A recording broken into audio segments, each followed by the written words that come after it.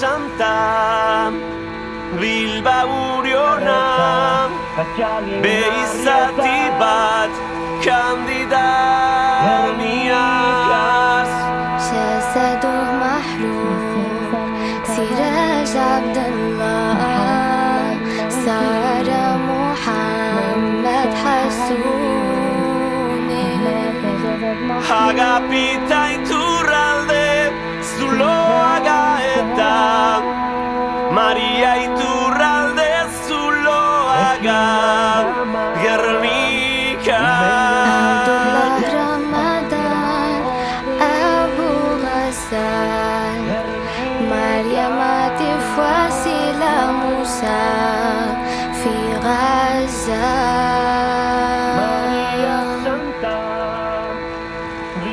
Daniel Ibarzabal Katxalinarrien jaio أنوار محمد علي دنيا مهدي حمد Juana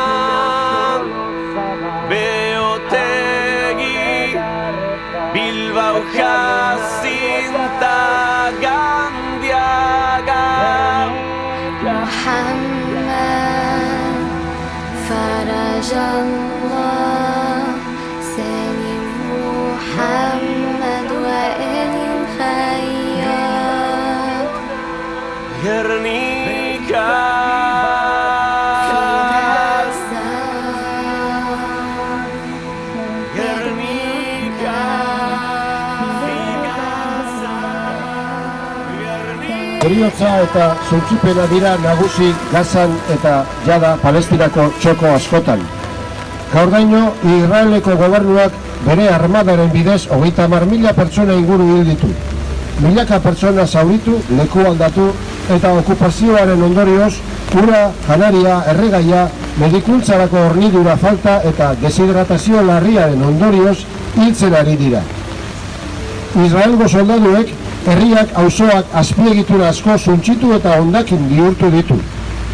Ez dago bizi aterpe segururik, ihesean dauden milaka pertsonentzako. Euren lurraldean palestinar jendea preso edo errefuxiatua da. Euren herriak heriotza kartzela bilakatu dituelako israeldar genozidioak.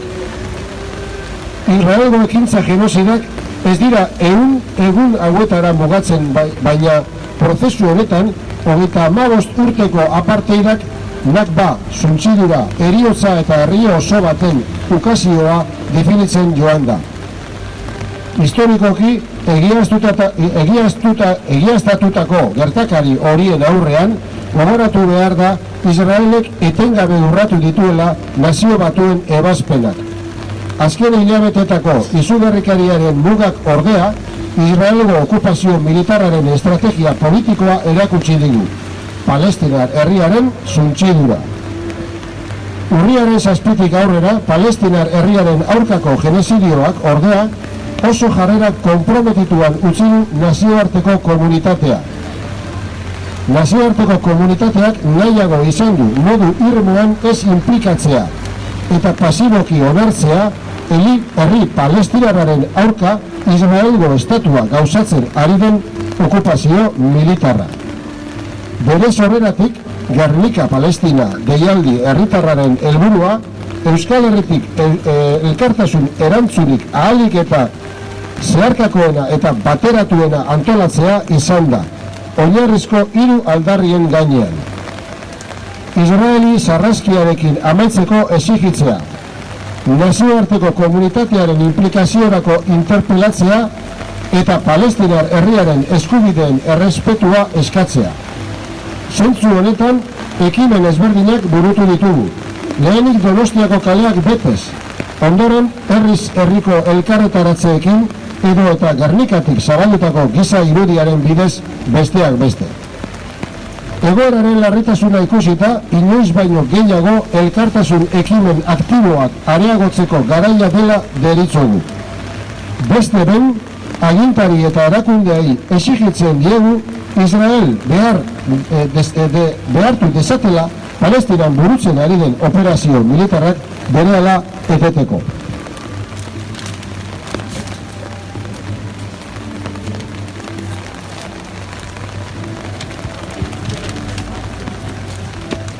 Era berean, palestinarren bizitza segurtatzeko nazioarteko komunitateak neurri eraginkorrak bideratu behar ditu oinarrizko zerbitzuak eta laguntza humanitarioa bermatzeko. Horregatik, laguntza humanitarioa ematen duten erakundeak oztopatu eta kriminalizatu baino lagundu behar dituzte. Azkenik, Palestinaren eskubide nazionalengatik eta estatu propioa eta bideragarria eratzeko eskubideagatik aktiba dezagun elkartasuna. Palestina askea! Palestina askatu! Palestina askatu! Palestina askatu! Palestina askatu! Palestina askatu! Guardandoki, se fina solo zara, hau